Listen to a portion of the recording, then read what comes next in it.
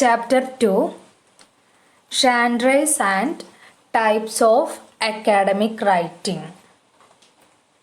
First chapter പോലെ തന്നെ വളരെ ചെറിയൊരു ചാപ്റ്ററാണ് second chapter.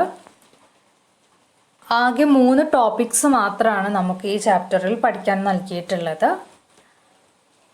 Genres of Academic Writing, Approaches to Academic Writing, Rhetorical Modes in Academic Writing. ഇത്രയും കാര്യങ്ങളാണ് സെക്കൻഡ് ചാപ്റ്ററിൽ ഉൾപ്പെടുത്തിയിട്ടുള്ളത്. ജാൻഡ്രേസ്. ജാൻഡ്രേ എന്നൊരു വേർഡ് ഒരുപക്ഷെ നിങ്ങൾക്ക് പുതിയതായിരിക്കും.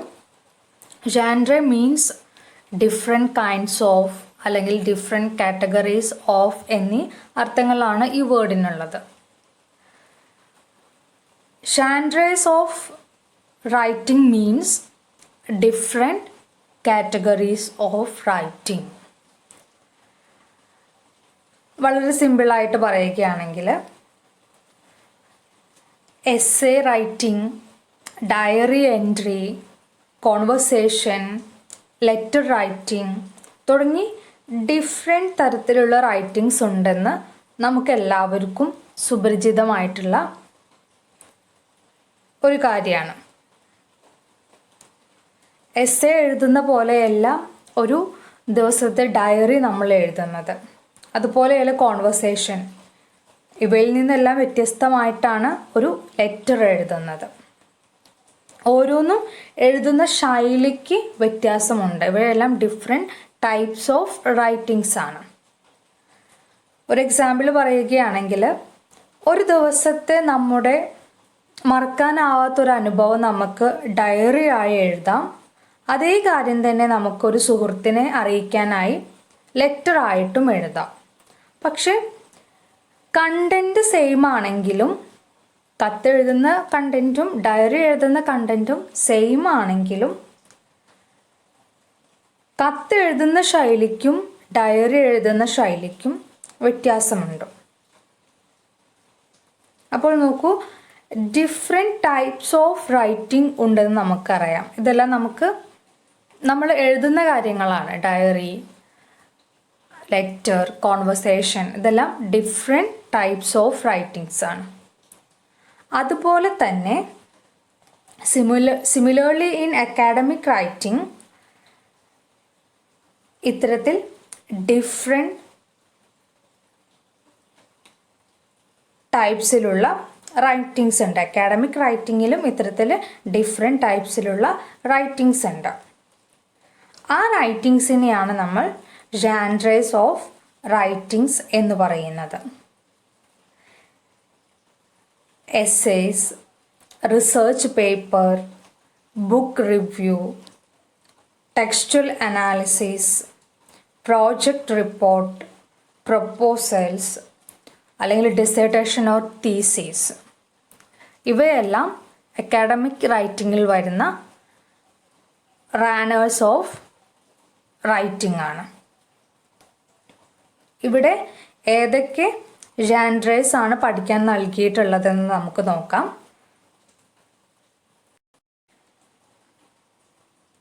Essays, research paper or article, proposals, case study, review of literature and dissertation or thesis.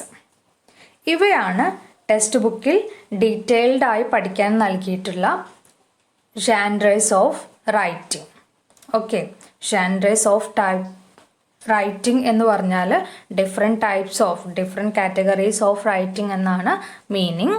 അതിൽ നമുക്ക് നൽകിയിട്ടുള്ള ജാൻഡ്രേസ് എന്ന് പറയുന്നത് essays, research paper or article, proposals, case study, review of literature and dissertation or thesis.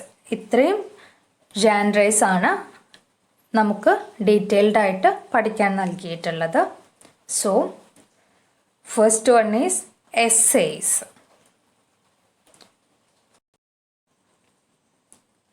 Essays. In examinations, essay writing is an important component. An academic essay is written to answer a question or to defend an argument or opinion on a topic with supporting evidence. In examinations, essay writing is an important component. പരീക്ഷകളിൽ ഏറ്റവും important ആയിട്ടുള്ളൊരു component ആണ് essay writing. ഏറ്റവും കൂടുതൽ mark score ചെയ്യാൻ ചോദിക്കുന്ന സെക്ഷനാണ് essay writing section. നാം എഴുതുന്ന എക്സാംസിൽ എത്ര മാർക്ക് നമ്മൾ സ്കോർ ചെയ്യുന്നു എന്നത് എസ്സേ നമ്മൾ എത്രത്തോളം മികച്ചതായി എഴുതിയിരിക്കുന്നു എന്നതിനെ ഡിപ്പെൻഡ് ചെയ്തിട്ടിരിക്കും. So our point is that in examinations, essay writing is an important component.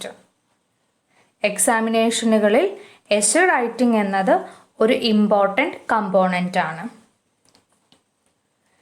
An academic essay is written to answer a question or to defend an argument or opinion on a topic with supporting evidence.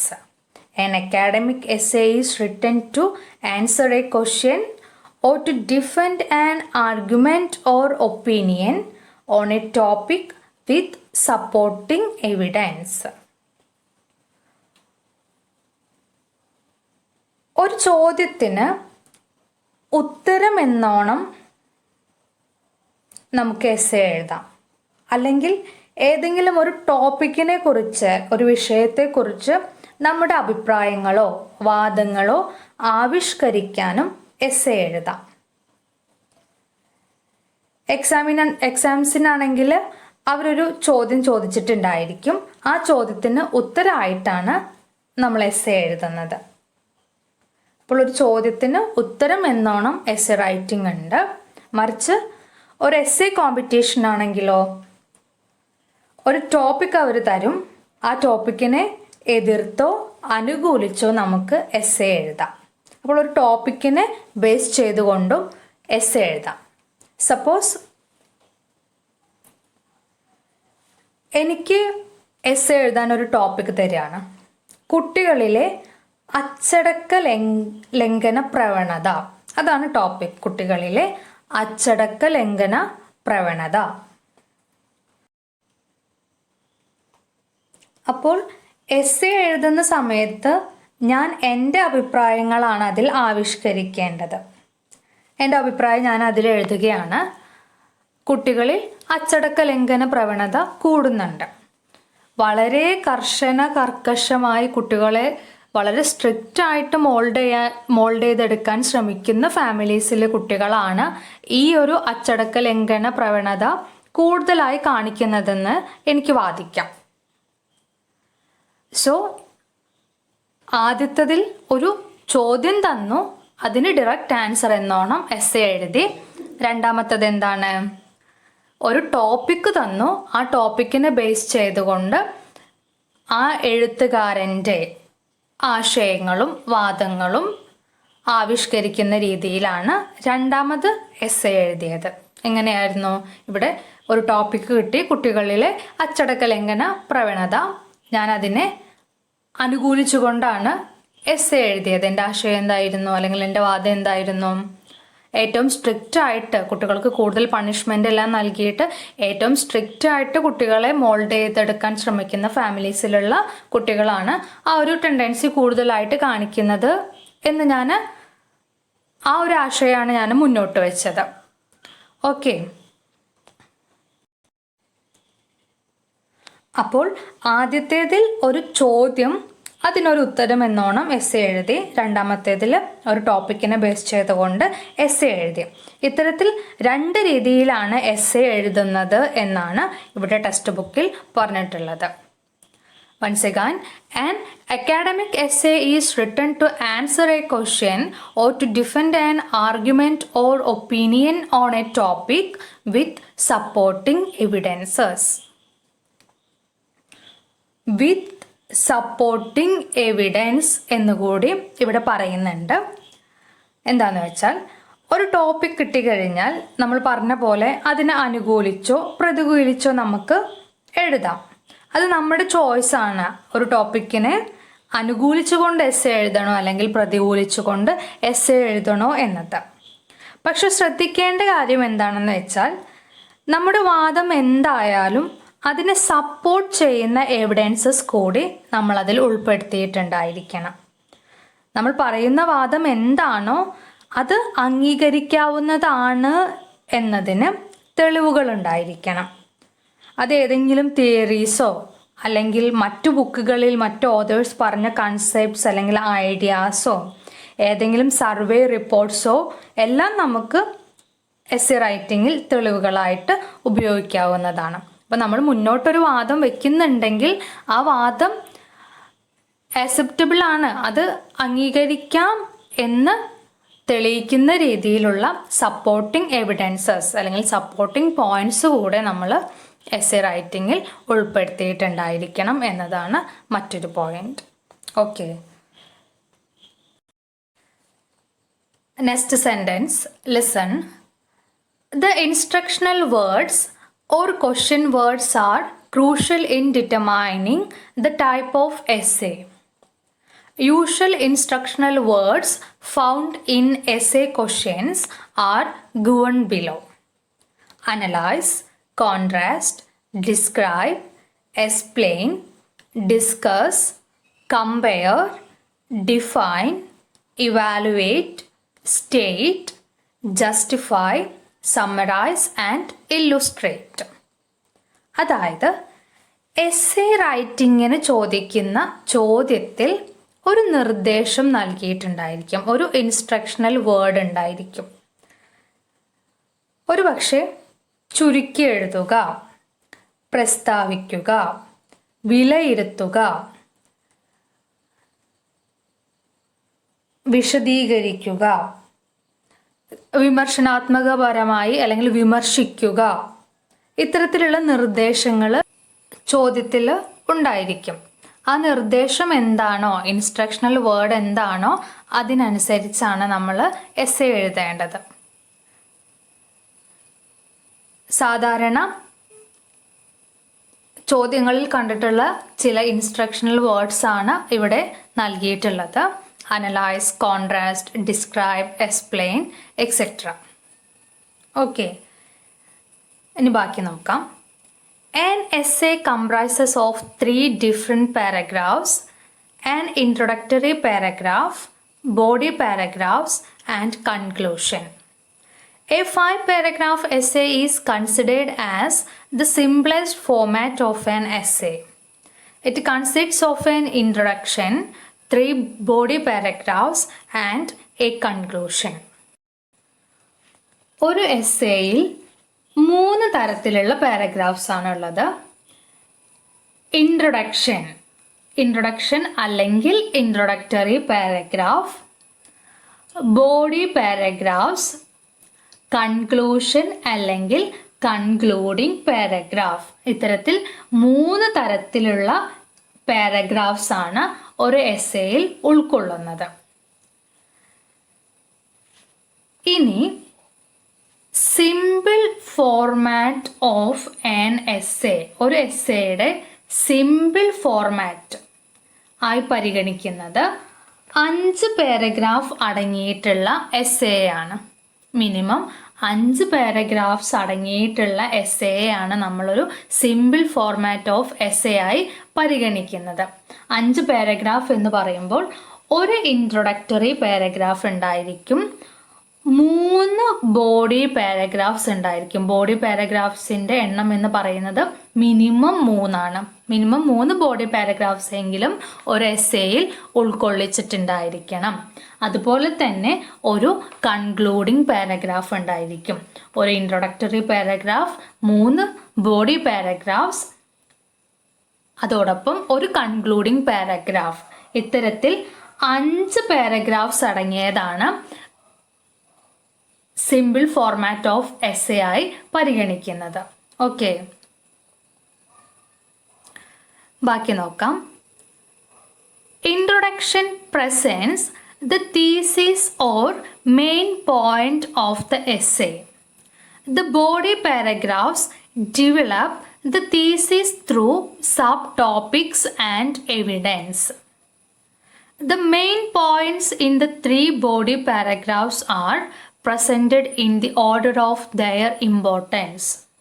The concluding paragraph rephrases the main points and gives some concluding remarks. ഇനി പറയുന്നത് നമ്മളിപ്പോൾ പറഞ്ഞല്ലോ 3 types of paragraphs ഉണ്ടെന്ന് പറഞ്ഞു. ഈ 3 പാരഗ്രാഫിലും എന്തെല്ലാം കാര്യങ്ങളാണ് discuss ചെയ്യേണ്ടത് എന്നുകൂടെ ഇവിടെ പറയുന്നുണ്ട്. ആദ്യത്തെ ടൈപ്പ് ഓഫ് പാരഗ്രാഫ് ഏതായിരുന്നു? ഇൻട്രൊഡക്ഷൻ അല്ലെങ്കിൽ ഇൻട്രൊഡക്ടറി പാരഗ്രാഫ്. ഇൻട്രൊഡക്ടറി പാരഗ്രാഫിൽ എസ്സേയിലൂടെ നമ്മൾ എന്താണ് പറയാൻ പോകുന്നത്, നമ്മൾ ഏത് ആശയമാണ് മുന്നോട്ട് വെക്കാൻ പോകുന്നത്, നമ്മൾ കൺക്ലൂഡ് ചെയ്യാൻ ശ്രമിക്കുന്നത് എന്താണ്, നമ്മുടെ എയിം ഓഫ് ദി എസ്സേ, ചുരുക്കി പറഞ്ഞാൽ നമ്മുടെ തീസിസ് എന്താണോ അത് വളരെ ചുരുക്കി എഴുതുന്നതിനെയാണ് ഇൻട്രൊഡക്ടറി പാരഗ്രാഫ് എന്ന് പറയുന്നത്. ആ പേരിലുള്ള പോലെ തന്നെ എന്താ, അതൊരു ഇൻട്രൊഡക്ഷൻ ആണ്. നമ്മൾ ചെയ്യാൻ പോകുന്ന അല്ലെങ്കിൽ എഴുതാൻ പോകുന്ന കാര്യത്തിനുള്ള ഒരു ഇൻട്രൊഡക്ഷൻ ആണ് എസ്സേയിലെ ഫസ്റ്റ് പാരഗ്രാഫ് എന്ന് പറയുന്നത്. ഓക്കെ, ഇനി വരുന്നത് 3 ബോഡി പാരഗ്രാഫ്സ് ആണ്. ഈ 3 ബോഡി പാരഗ്രാഫ്സിലും നമ്മുടെ കണ്ടന്റ്, മെയിൻ കണ്ടന്റ് ആണ് ഇലാബറേറ്റ് ചെയ്ത് എഴുതേണ്ടത്. ഇത്തരത്തിൽ നമ്മുടെ പോയിന്റ്സ് എഴുതുന്ന സമയത്ത് സബ് ടോപ്പിക്സും അതുപോലെ തന്നെ സപ്പോർട്ടിംഗ് എവിഡൻസ് എല്ലാം ഉപയോഗിച്ചുകൊണ്ട് നമുക്ക് കാര്യങ്ങൾ വിശദീകരിച്ച് എഴുതാം. പിന്നെ നമ്മൾ പറഞ്ഞല്ലോ 3 ബോഡി പാരഗ്രാഫ്സ് ആണ് വരുന്നത്. അതുകൊണ്ട് തന്നെ കാര്യങ്ങൾ ഇലാബറേറ്റ് ചെയ്ത് എഴുതുമ്പോൾ ഏറ്റവും പ്രാധാന്യമുള്ള പോയിന്റ്സ് ഏറ്റവും ആദ്യം എഴുതുക, അതിലും കുറഞ്ഞ പ്രാധാന്യമുള്ളത് പിന്നീട് എഴുതുക, വളരെ പ്രാധാന്യം കുറഞ്ഞ കാര്യങ്ങൾ അവസാനം ചേർക്കുക. ആ രീതിയിലാണ് നമ്മൾ ബോഡി പാരഗ്രാഫ്സിൽ പോയിന്റ്സ് അവതരിപ്പിക്കേണ്ടത്. അതായത് ആദ്യം മോസ്റ്റ് ഇമ്പോർട്ടൻ്റ് ആയിട്ടുള്ള പോയിന്റ്സ് എഴുതുക, പിന്നെ ഇമ്പോർട്ടൻ്റ് ആയിട്ടുള്ള പോയിന്റ്സ് എഴുതുക, പിന്നെ ലീസ്റ്റ് ഇമ്പോർട്ടൻ്റ് ആയിട്ടുള്ള പോയിന്റ്സ് ചേർക്കുക. ഇങ്ങനെയാണ് ബോഡി പാരഗ്രാഫ്സിൽ